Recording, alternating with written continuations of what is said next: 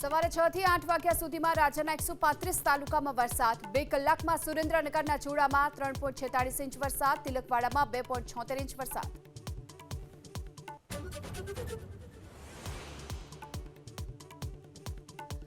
આજે રાજ્યના 6 જિલ્લામાં અતિ ભારે વરસાદનું રેડ એલર્ટ, 10 જિલ્લામાં વરસાદનું ઓરેન્જ એલર્ટ, 17 જિલ્લા અને 3 સંઘ પ્રદેશમાં યલો એલર્ટ જાહેર.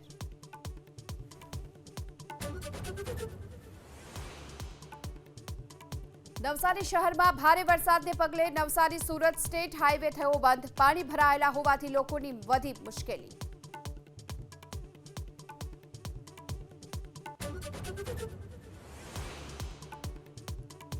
મોરબી શહેરમાં ધોધમાર વરસાદથી ભરાયા પાણી, ગાંધી ચોક મહાનગરપાલિકા ગ્રાઉન્ડમાં ભરાયા પાણી, ગત રાત્રિથી જ ધીમી ધારે વરસી રહ્યો છે વરસાદ.